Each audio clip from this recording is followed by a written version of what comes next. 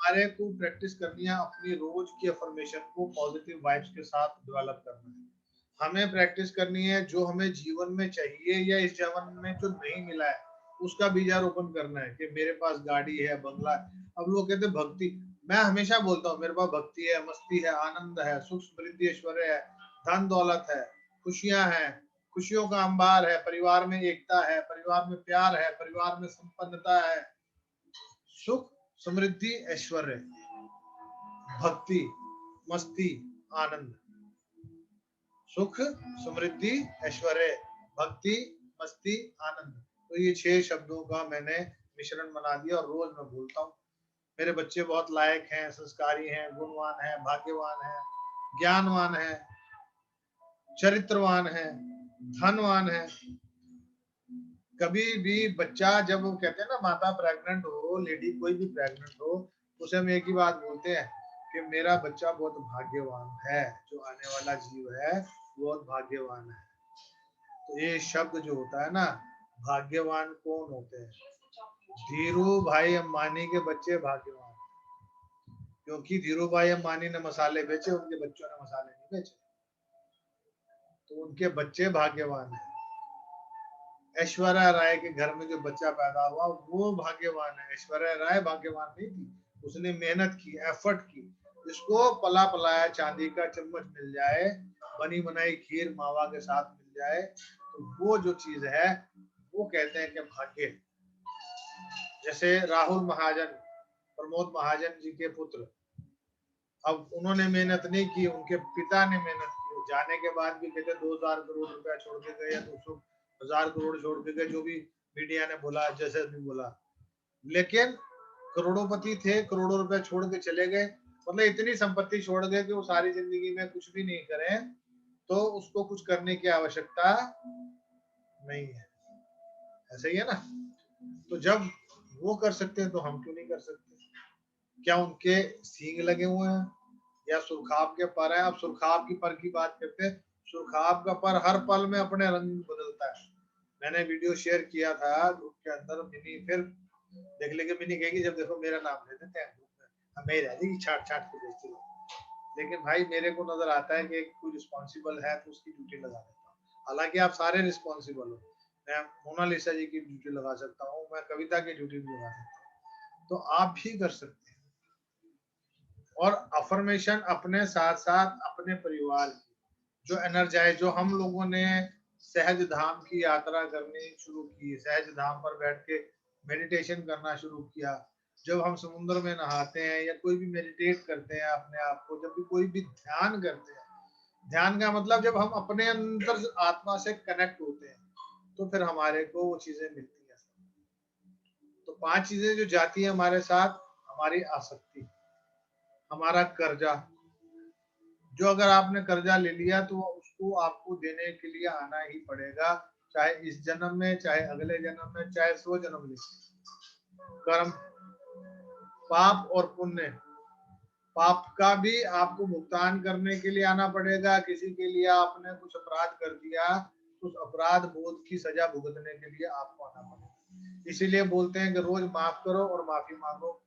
पता नहीं कौन से जन्म के साथ आप जुड़े हुए हो, किस जन्म के साथ। जैसे मैंने आपको कल परसों में भी बताई थी ये बात कि जब भीष्म पितामह जी जो तीरों की शैया पर लेटे हुए थे, बाणों की शैया पर लेटे थे, तो उन्होंने एक ही प्रश्न किया था कृष्ण भगवान से कि मुझे शैया क्यों भुगतनी पड़ी? तो मैंने पिछले 100 जन्म देख लिए, लेकिन कहते 101 जन्म पीछे जा, 101 जन्म पहले तेरे कर्म ऐसे थे कि तुमने सांप तड़प रहा था उसको उठा के कांटों पे, कैक्टस के ऊपर फेंक दिया। तो 101 जन्म के बाद आपको भुगतने, वो जो संत रूपी चोला, जो यक्ष हुए हैं, गंधर्व हुए हैं, उनके अवतारों को अगर भुगतना पड़ा, आप और हम तो फिर है ना, भूल जाओगे। अगर वो भुगत सकते हैं तो आपको और हमको भी भुगतना है। और अगर भक्ति गरीबी से मिलती है तो जितना गरीब होता है वो सबसे ज्यादा जल्दी भक्ति पा लेता है, कुछ नहीं मिलती, बेकार है। भूखे पेट ना होए भजन गोपाला, अपनी अपनी लोगों की धारणा है। और जितने आपको ज्ञान देते हैं, जितने बड़े बड़े वक्ता हैं, बड़े बड़े संत महापुरुष चोले जो भी हैं इस मामले में, उनमें से कितने प्रतिशत है जो निशुल्क सेवा करने के लिए तैयार है? आडंबर चाहिए, इतने साजिंदे चाहिए, इतना बड़ा टेंट चाहिए, इतना बड़ा वो चाहिए, वो पहले 10-20-50 लाख रुपए का खर्चा सुना देते हैं कि इतने लोग आएंगे, इतनी मेरी सेवकाई आएगी, उनके लिए आश्रम चाहिए, एसी कमरे चाहिए, एसी गाड़ी चाहिए, 10 साजिंदों का खर्चा चाहिए। तो आपको तो कहीं भक्ति मिलेगी गरीबी से, ऐसे कैसे? ये कुछ ज्यादा सियाने लोगों ने, जिसको कहते हैं डेढ़ सियाने लोगों ने, कुछ ऐसे नियम कर्म बना दिए जिसकी वजह से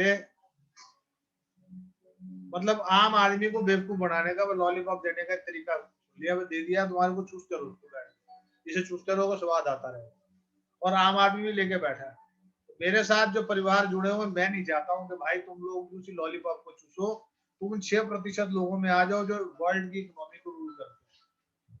पूरे विश्व की इकोनॉमी को रूल करने के लिए 6% लोग जो है वही सारी कमांडिंग उनके हाथ में, चाहे वो अंबानी परिवार है, टाटा परिवार है, बिल गेट्स है, ट्रंप है, पुतिन जी है, जो भी हैं, 6% लोग हैं जो पूरे वर्ल्ड की इकोनॉमी को रूल करते हैं।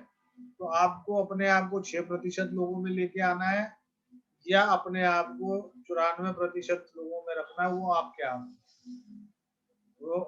और एक चीज, भक्ति करके आप कहते हो कि मेरे को साक्षात दर्शन, अरे साक्षात दर्शन 5 साल के बच्चे को भी हो जाते हैं। आपका विश्वास और निष्ठा होगी ना, तो आप 100 साल की आयु में भी पालोगे, और 5 साल की आयु में अगले जीवन में पालेगा। लेकिन कम से कम, क्योंकि जितने बड़े बड़े राज भोग कर चुके हैं वही सही मायने में संत और ऋषि बने हैं, और जितने ऋषिगण हैं वो सब ग्रस्त हैं।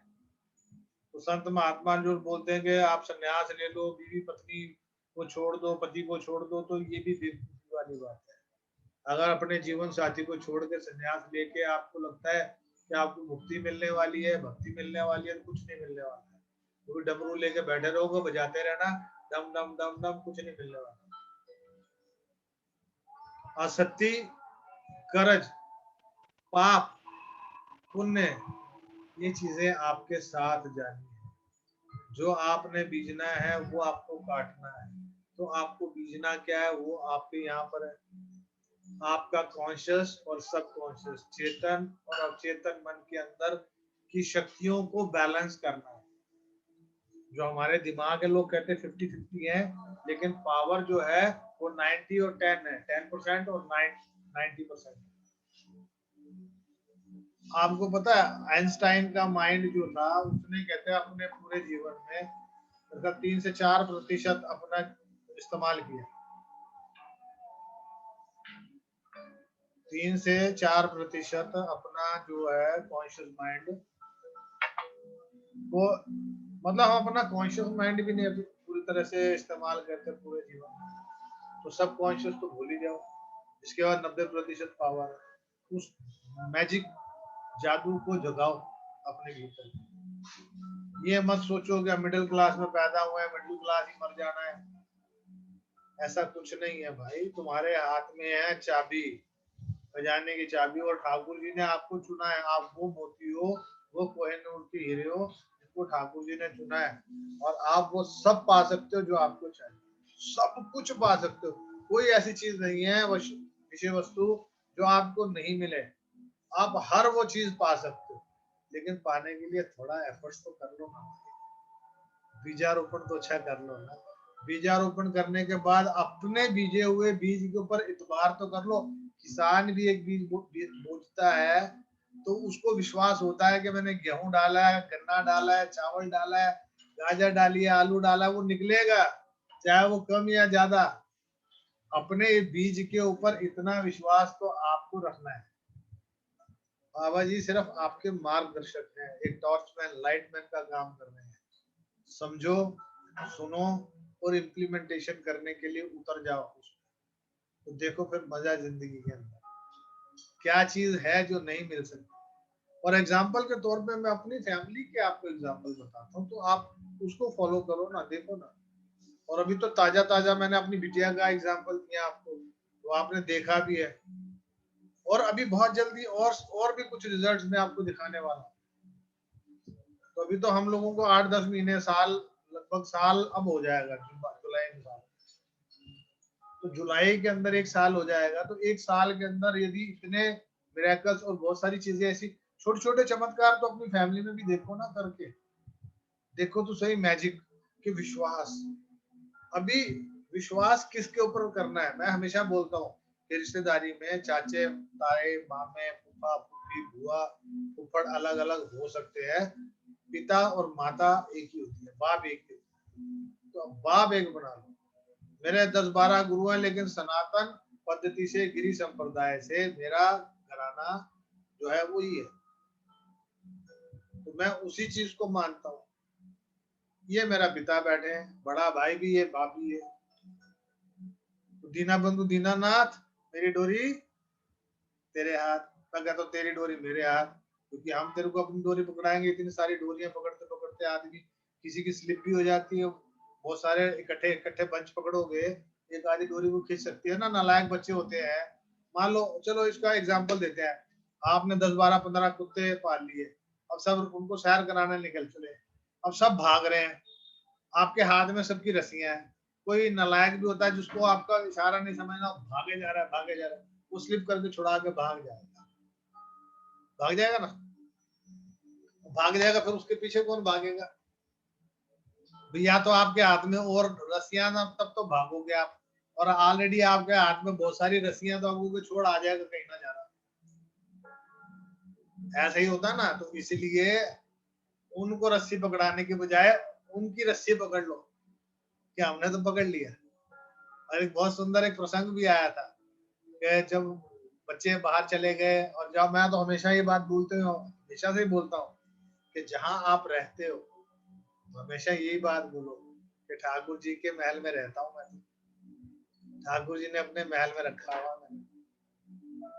तो जब आप उनके महल में रहोगे तो फिर कमी आ ही नहीं सकती ना, कह दो ना राधे राधे, क्योंकि वो आपको कमी मिलने ही नहीं देने वाले हैं। जब आपने अपनी डोरी उनके चरणों में छोड़ दी और उन्हीं को सब कुछ मान लिया, कह दिया कि हाँ मैं तो आप ही के घर में रहता हूँ, आपने मुझे रखा। हम क्या बोलते हैं कि मैंने अपने घर में ठाकुर सेवा रखी है, हमने अपने घर में ये रखा हुआ, इसका मतलब घर किसका? किसका? मैं बोल रहा हूँ मेरा, तो फिर मेरे घर में। अक्सर अक्सर बोल देते हैं, अक्सर निकल जाता है, मेरी धर्म पत्नी भी अक्सर बोल देती है, लेकिन हम वो पीछे बैठे हंस रही हैं। तो आज भी ये शब्द हुआ तो मैं कह नहीं, कह रही है सॉरी। क्यों? क्योंकि हमें पता है, हम बोल चाहे ठीक है नेचर बना होता है ना, लेकिन हमें इस चीज को मानना पड़ेगा कि भैया इसके महल में रहते हैं। और जब इसके महल की बात करते हैं ना, तो ये महल कब बड़े वाला महल बन जाएगा पता भी नहीं लगेगा, क्योंकि हमारा विश्वास है, हमारी निष्ठा है और स्ट्रांगली है। और जब वो निष्ठा के साथ वाइब्रेशन जब आपके अंदर, और वो वाइब्रेशन नाभि से जब वो ऐसे होता है ना टिकलिंग सी, क्या ये तो मिलना ही है मेरे को, ये घर भी मेरा है, ये गाड़ी भी मेरी है, ये ऐसा मेरे ठाकुर जी ने देना ही है, मुझे पता है। फिर देखना चमत्कार, आप उस पे विश्वास तो करो। और वो कौन है? वो तुम्हारे भीतर बैठा है, परम आत्मा, परमात्मा। तो जो कार्मिक बंधन है वो भी आपके साथ जाते हैं, अच्छे बुरे कर्म भी जाते हैं, पाप पुण्य आसक्ति। जी बोलिए। बाबा जी एक ख्याल आया, जी ये जो ठाकुर जी का विग्रह है, आप बोल रहे हो कि ये 600-700 साल पुराना है, जी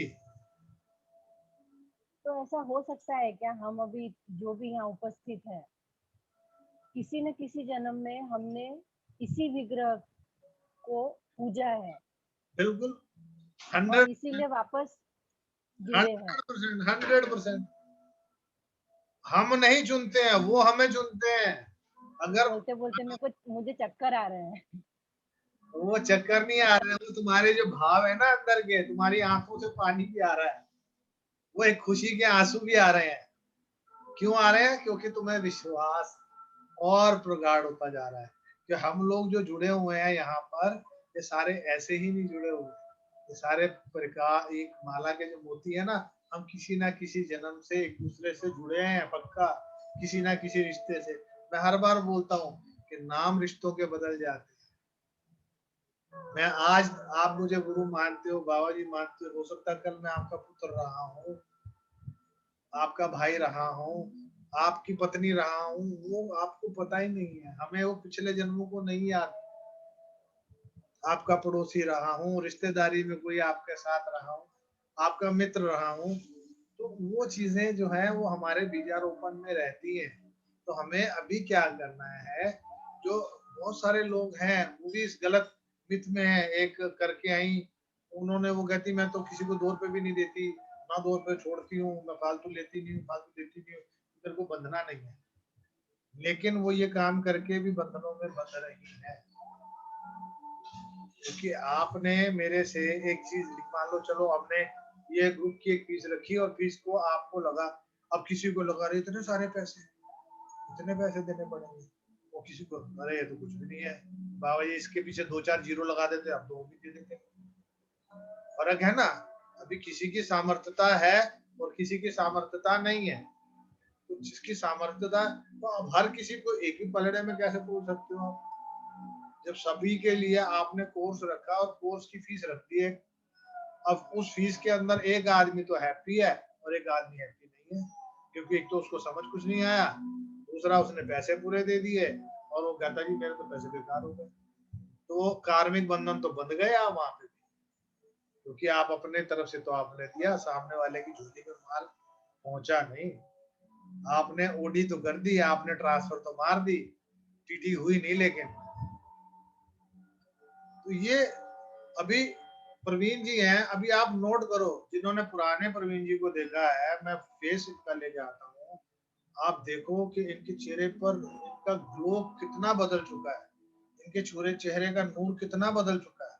इनके ऑरा देखोगे, इनके फेस के चिक्स पे एक ग्लो देखोगे, इनका एक आवामंडल देखोगे, इनकी आंखों की चमक देखोगे, वो अलग ही नजर आएगी। और साल पहले वाली फोटो देख लेना प्रवीण जी आप, और अभी की फोटो क्लिक करके देखना, तो किसी को बताने की जरूरत नहीं पड़ेगी। तो ये किसने किया? क्या बाबा जी ने किया? बाबा जी ने कुछ नहीं किया, ये प्रवीण जी ने खुद किया। अपनी मेहनत, अपने एफर्ट से उन्होंने वो चीज को कमाया है। अभी मोना जी के साथ बहुत सारी चीजें ऐसी हैं, बहुत सारी एनर्जी चलती हैं, लेकिन ये वो डायरेक्शन में फंस खा जाती हैं, तो घोड़े अलग अलग डायरेक्शन में दौड़ते हैं। ये अकेली बैठ के रोती भी है, मुस्कुराती भी है, जो इनके मन की चाहत है वो देखो अभी भी। क्योंकि जो ये रोना जो है ना, ये दुख का रोना नहीं है, ये रोना है कि उस एक बैराग का, जो सही में बैराग में जो कहते हैं ना आंसू निकलने चाहिए, जो बैरागी बाबा बोलते थे, ये वो वाले आंसू। कि वो बैराग जो दिल से, सोल से कनेक्शन जो होता है कि पिछले कार्मिक मेरे बंधनों में, तो मेरे को क्यों ऐसा ये जीवन जीना पड़ा। तो और कई बार बैठे बैठे आंखों से अपने आंसू आना, मैं भी, मेरे साथ भी होता है। तो आप में से कहीं ना कहीं मेरे परिवार के, मैं हमेशा बोलता हूँ कि आप मेरा परिवार हो सके, तो आपके परिवार, मेरे परिवार के किसी सदस्य के मन को कहीं ना कहीं आहत हुआ है, या उसके मन में कोई वो विराग वाली जो टीस है, उसके आंसू यहाँ से निकलते हैं।